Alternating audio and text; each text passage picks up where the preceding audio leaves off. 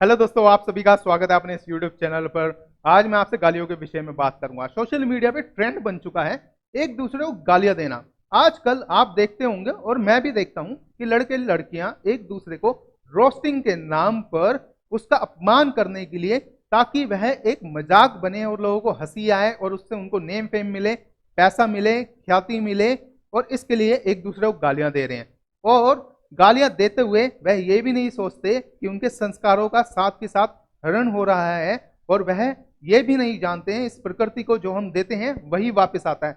गालियां देंगे तो ठीक है, आपके पास पैसा वगैरह किसी रास्ते से आ गया, लेकिन साथ में गालियां लौट कर जरूर आएंगे आपके पास। ये प्रकृति का नियम है, ये आप कभी भी नहीं रोक सकते। और जब एक व्यक्ति गाली देता है, आपने गाली दी और दूसरे व्यक्ति ने भी गाली दी और फिर आपने पलट के गाली दी, यानी आप ये दर्शाना चाहते हैं दूसरे को भी कि पहले तो मैं गिरा हुआ था, सामने वाला और ज्यादा गिरा हुआ था, अब मैं उससे भी ज्यादा अपने आप को गिर के दिखाऊं। इससे चरित्र का भी हनन हो जाता है, हमारा कैरेक्टर भी खराब होने लग जाता है। जब हम समाज में समाज की बात करते हैं, संस्कृति की, जब हम एक दूसरे घर में जाते हैं, बैठते हैं, हमें वह सम्मान कभी भी प्राप्त नहीं होता यदि वह घर वाला जानता है कि यह तो बहुत गालियां देता है और इससे हमारा माहौल भी बिगड़ेगा, तो वह हमेशा ऐसे लोगों को अवॉइड करता है। चाहे कितने भी आप सम्मान पा चुके हो सो कॉल्ड सोशल मीडिया पर। सो कॉल्ड इसलिए क्योंकि जो आपका वो नंबर है फॉलोअर्स का, वो फेक नंबर है, क्योंकि आप खुद भी नहीं जानते हैं कि आपने बोल दिया मेरे 2 मिलियन फॉलोवर हैं, तो 2 मिलियन क्या होता है? आपको पता है वो 2 मिलियन कौन है, किस जहन के लोग हैं, किस व्यक्तित्व के लोग हैं, कितनी गिरी हुई सोच होगी उनकी। तो ये चीजें बिना सोचे समझे आपको लगता है नहीं हम तो बड़ा मशहूर हो गए जगत में। नहीं, आप नहीं हुए, बल्कि आपने अपने लिए कांटे और बो रखे हैं। इससे आपको हानि भी पहुंच सकती है, लेकिन ये सब हम आजकल सोचते नहीं है और यहीं पर हमारी खामी रहती है। संबंधों में गिरावट आती है गालियां देने से। अब देखिए, मैं आपको बताता हूं, मैंने तलवार चलाई ना अगर, तो तलवार का घाव तो एक बार को भर सकता है, लेकिन जीवा से चली तलवार, यानी जो इस जुबान की तलवार चलती है, जब ये भेदन करती है तो इसका जख्म कभी भी नहीं भरता है। क्योंकि गालियों का उपयोग आप किसी को अपमानित करने के लिए करते हैं, किसी को गिराने के लिए, किसी को उकसाने के लिए, किसी को नफरत भरने के लिए, किसी को गुस्सा दिलवाने के लिए। इसलिए आपको ये कभी भी प्रयोग में नहीं लानी है, क्योंकि जब ये चलाएंगे सामने वाले को अपमानित महसूस होगा, फिर वह मन ही मन अपनी अंतरात्मा से आपको बद्दुआ देगा, और ये बद्दुआ नेगेटिव एनर्जी, नकारात्मक ऊर्जा है, और ये आपके पास आएगी क्योंकि आप ही के लिए दी गई है, और ये आपके ओरा को इफेक्ट करेगी। आपके ओरा को इफेक्ट करेगी तो आप और भी ज्यादा इन चीजों में इंडल्ज हो जाएंगे और ज्यादा गालियां देने लगेंगे, क्योंकि आपने इस प्रकृति को गालियां दी थी, प्रकृति वापस आपको यही चीज प्रदान करेगी। तो आपके पास किस चीज का भंडार हुआ? सिर्फ गालियों का, क्योंकि प्रकृति का नियम है जो हम इसको देंगे वही प्राप्त होगा। शांति देंगे किसी को तो शांति ही वापस मिलेगी। जब हम एक फल का बीज बोते हैं, ये प्रकृति उसको पनपा कर हजारों फल देगी, लेकिन कितने देगी ये नहीं कह सकते। इसलिए गाली का बीज बोया, अब कितनी आएंगी? आएंगी तो गालियां ही ना। तो यही चीज हमने समझनी है। साथ में आप ये भी समझें कि जैसी संगत होती है वैसी रंगत होती है। आपको क्या लगता है, आप गालियां देते हैं तो बड़े अच्छे अच्छे लोग जुड़ते हैं? मेरे जैसा तो कोई भी नहीं जुड़ेगा आपके साथ। इवन आप कोई भी फॉलोवर चेक कर लेना, अपने समाज में जाइए, इर्द गिर्द उसको देखना कि आप रोस्टेड वीडियोस तो देखते हैं, लेकिन अगर वह व्यक्ति अच्छा पढ़ा लिखा है, क्या वो सच में आपको फॉलो कर रहा है? नहीं कर रहा होगा। ये वहीं पर परख लेना, तो आपको समझ में आएगा कि किस स्तर के लोग आपको फॉलो करते हैं। क्योंकि आपसे वही जुड़ेंगे जो गालियां देते हैं, उनको उसी में मजा आता है, क्योंकि जैसी संगत वैसी रंगत। चोर चोरों से जाकर ही मिल जाते हैं, तो चोरों का समूह बन जाता है। ज्ञानी ज्ञानवान लोगों के साथ चले जाते हैं, तो ज्ञानियों का समूह हो जाता है और ज्ञान प्राप्त होता है। धनवानों के साथ जो धन की इच्छा रखते हैं वो लोग जुड़ जाते हैं और धन की प्राप्ति करते हैं, तो धनवानों का समूह बन जाता है। ये प्रकृति का नियम है, इसको कोई भी नहीं बदल सकता है, ये सनातन सूत्र है। इस चीज को आप ध्यान रखिए। मे भी आप यूथ हो तो जरूर ध्यान रखें, क्योंकि यहाँ पर हमारी टीचिंग्स में बहुत सारी कमी आ चुकी है। मैंने आपको बताया बद्दुआ मिलती है और भाग्य में भी गिरावट आती है। अब आप एक क्वेश्चन कर सकते हैं कि नहीं सर, ये तो गालियां देके बड़ा मशहूर हो रहे हैं, नेम फेम कमा रहे हैं। क्या नेम फेम कमाया है? अगर आप इस चीज को जानते हैं, अगर आपका घर संस्कारों वाला है, तो क्या जितना भी प्रसिद्ध व्यक्ति हो वो गालियां देकर, क्या आप अपने घर में उसको बैठा कर उसकी सेवा करेंगे? ये आप अपने मन से पूछ लेना, उत्तर आपको मिल जाएगा। अब यहां पर देखते हैं, मातृशक्ति रुष्ट होती है। अब देखिए, अधिकतर गालियों की मैं बात करूं तो मातृशक्ति के ऊपर ही बनाई गई हैं, यानी स्त्रियों के ऊपर, पुरुष के ऊपर भी हैं। और इसके अंदर अगर मैं बात करूं और भी वर्गों की, तो सगे संबंधियों के ऊपर गालियां, परिवार के लोगों के ऊपर गालियां, फिर यौन संबंधी, जेनिटल संबंधी यानी गुप्तांग संबंधी गालियां, किसी को जानवर के रूप में बता देना, किसी को बंदर बोल देना, किसी को गधा बोल देना, किसी को ट्रांसजेंडर बना देना, किसी के रंग रूप से गालियां देना, किसी को जाति या नस्ल से गालियां देना, कितनी प्रकार के हमने आपत्तिजनक, अपमानजनक शब्दों का प्रयोग सीख लिया है। और जबकि हमने इस वाणी का प्रयोग मधुरता से करना था, क्योंकि मधुरता अगर हम देंगे तो मधुरता ही हमारे पास वापस आएगी और उससे हमारा आनंद बढ़ेगा। तो इस चीज को आप समझिए अच्छे से। गाली देने वाला खुद ही गाली नहीं सुन सकता। अपने मन से पूछिए, हमने सबने गालियां सीखी वातावरण में। सभी लोग, दुनिया के सभी लोग गालियां जानते हैं, लेकिन बच्चे नहीं जानते। बच्चे एनवायरनमेंट से सीखते हैं, जो वह देखते हैं वही सीखते हैं। जैसे मैंने बोला था, जैसी दृष्टि वैसी सृष्टि, जैसी संगत वैसी रंगत, तो वैसे ही ढलते जाओगे। कुत्ता अगर एनवायरनमेंट में छोड़ दें अच्छे, और जहां पर मांस नहीं खाया जाता, तो वो कभी भी जिंदगी में मांस नहीं खाता। अगर इसी कुत्ते को जंगल में छोड़ दें और वह मांस भक्षण करते हुए भेड़ियों को देखे, तो वह हमेशा मांस भक्षण ही करेगा। तो इन चीजों को आप और ऑब्जर्व करें, डीपली समझें कि हम ही अपने आप को ढालते हैं। जो हम देखते हैं उसमें से हमें आकलन करना है, क्या ये मेरे लिए सही है या नहीं है। दोनों बातें समझ लो और सही को लेकर आगे चलो, अशुद्धता को त्याग दो वहीं के वहीं। अब देखिए, जब आप नहीं सुन सकते, आपका मन बोल रहा है मैंने गाली दी, मुझे अच्छा लगा, जब उसने गाली दी तो मुझे तो गुस्सा आ गया अंदर से, तो मैं तो नहीं सुन सकता। जब मैं सुन नहीं सकता तो मैं दूं ही क्यों? क्योंकि जो मैं प्रकृति को देने वाला हूं वही तो मेरे पास वापस आने वाला है। ये प्रकृति, खाली ये प्रकृति ऐसे ही नहीं है, ये वो व्यक्ति भी है जो सामने खड़ा हुआ है, क्योंकि प्रकृति वो खुद भी स्वयं में प्रकट है।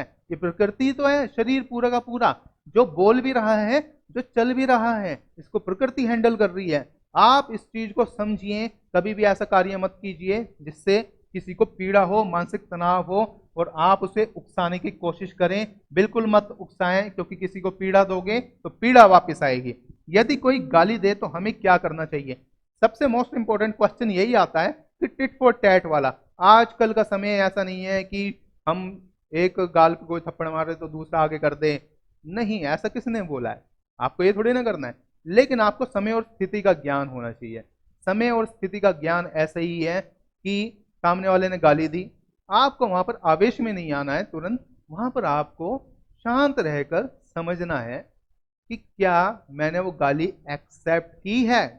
अगर एक्सेप्ट कर ली तो जो मेरे अंदर रजिस्टर्ड है, मेरी बचपन से सीखी हुई एक गंदी आदत कि हाँ ये गाली दे दे तो मैं इसको मारूं, या इससे मैं झगड़ूं या बहस करूं, या इसको भी उल्टा गालियां देकर अपमानित करूं, तो ये चीज आपको वहां पर समझनी है, शांत रखना है। और आपको उसका अनुमान भी लगाना है कि चलो मैंने गालियां दे दी, इसका अपमान कर भी दिया, फिर क्या होगी प्रोबेबिलिटी? वापस से वो गालियां देगा, फिर आप और दोगे, तो एक दूसरे को गालियां देते हुए गिरते चले जाओगे, अपना स्तर गिराते चले जाओगे। तो इस चीज से बचिए। स्तर उसका गिरा है, आपने एक्सेप्ट ही नहीं करी, क्योंकि वो उस स्तर पे है, आप इस स्तर पे रहो, तो इसने जो दिया वो निकल जाएगा, आपको मिलेगा ही नहीं। और यहां पर आप ध्यान रखें, अब मैं आपको यहां पर बुद्ध की एक कहानी सुनाता हूं, आपको इससे बड़ा अच्छा ज्ञान प्राप्त होगा। देखिए, ऐसी अवस्था में क्या करना चाहिए? बुद्ध की कहानी में बुद्ध एक गांव में जाते हैं, वहां पर बहुत सारे लोग आते हैं, उनमें से बहुत सारे लोग उनको गालियां देते हैं, अपमानित करते हैं, बेइज्जती करते हैं। एक व्यक्ति बहुत ही भला बुरा उनको बोलता है, तो ऐसे में बुद्ध शांत ही खड़े रहते हैं। तो उनका शिष्य पूछता है कि आप इतने शांत कैसे हैं, ये आपको अपमानित कर रहे हैं, बेइज्जती कर रहे हैं, और आप इनको पलट कर कुछ भी नहीं बोल रहे हैं। तो बुद्ध ने बोला, यदि मैं पहले वाला सिद्धार्थ होता तो शायद मैं इनसे झगड़ा कर लेता, इनका भी अपमान करता, लेकिन अब मैं बुद्ध हूं, मैं विवेक से अपना कार्य करता हूँ। तो ऐसे में मैं शांत हूँ। अब जब सामने से वह व्यक्ति आया, उसने बोला मैंने आपको इतना भला बुरा बोल दिया है, आपने पलट के क्यों नहीं बोला? बुद्ध ने एक चीज बोली वहां पर कि देखो, जब आप किसी के जन्मदिन में जाते हैं और उपहार देते हैं यानी भेंट देते हैं, तो वह भेंट वह स्वीकार करता है।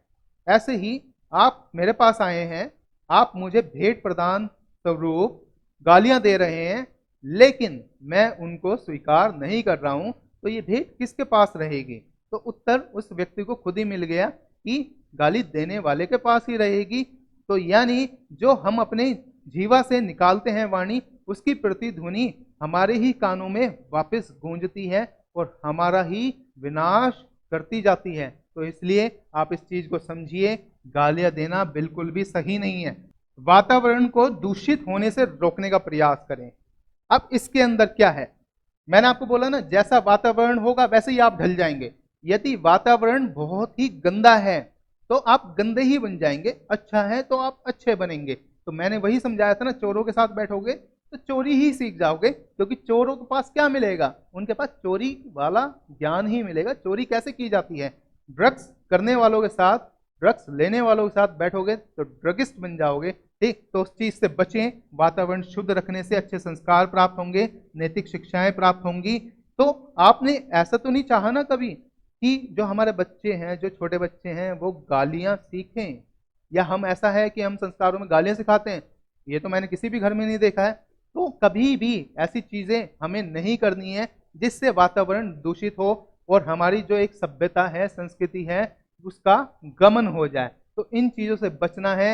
यदि आप भी बहुत ज्यादा गालियां देने की सोच रहे हैं और सोच रहे हैं कि मैं ऐसे करके फेमस हो जाऊं यूट्यूब पर या किसी शॉर्ट वीडियो ऐप के ऊपर, इंस्टाग्राम पर या वेरियस सोशल जो साइट्स हैं उनके ऊपर, तो मत कीजिए, क्योंकि वह पैसा आपको फलित नहीं होने वाला है। इससे आपका चरित्र हनन होगा, साथ में आप डिफेम भी प्राप्त करेंगे। कोई वो फेम नहीं है, रियल फेम होता है मेहनत मशक्कत करके अच्छे से आप आर्टिस्टिकली, यानी एक कला के संबंध में एक कला का प्रदर्शन करें आप, कि आपके अंदर जो परमात्मा ने एक कला दी है उसको कैसे दूसरों तक पहुंचाना है, ताकि आपको उससे प्रशंसा प्राप्त हो। प्रशंसा होगी तो आपको एक आत्म संतुष्टि होगी, जो कि परमात्मा को भी संतुष्टि देगा, क्योंकि उसको ऐसा नहीं लगेगा कि मैंने इसको जो बनाकर भेजा था ये तो उससे उल्टे रास्ते पर चला गया। अब यहाँ पर देखिए कि वातावरण को दूषित होने से आपको रोकने का सदैव प्रयास करना है। देखिए कबीर जी का एक दोहा है, इसको समझते हैं हम कि ऐसी वाणी बोलिए मन का आपा खोए, औरन को शीतल करे आपू शीतल होए। अब देखिए, ऐसी वाणी बोलिए मन का आपा खोए। जब आप अपना आपा खो जाए, यानी डिसबैलेंस हो जाए, गुस्से से भर जाए, नफरत से, वो गालियां देना ही आपका उस वक्त मकसद हो, नहीं, उस वक्त अपने आप को रेस्ट्रेंट कीजिए, यानी संयम रखिए और ऐसी वाणी बोलिए जिससे दूसरे को शीतलता मिले, यानी उसको अच्छी शिक्षा प्राप्त हो और वह अच्छा महसूस करे। जब वह अच्छा महसूस करेगा, क्योंकि आपने प्रकृति को वापस शीतलता दी, तो वापस आपके पास शीतलता आएगी, तो आप भी शीतल महसूस करेंगे, यानी आनंद की अनुभूति प्राप्त करेंगे। तो ये चीज आपको समझनी है। आपको इस चीज को कभी भी नहीं भूलना है कि आप साइंसवादी भी हैं, तो आपको उस संदर्भ में बता देता हूं कि मनुष्य जो है वो एक जानवर है, ह्यूमन इज एन एनिमल। ये आप पढ़ भी लेना। तो ये जो प्रवृत्ति है इसके अंदर जानवर बैठा हुआ है, लेकिन इसकी एक बेटर साइड है जिसको देव प्रवृत्ति बोलते हैं, एक बैड साइड है जिसको राक्षस प्रवृत्ति बोलते हैं, है ना।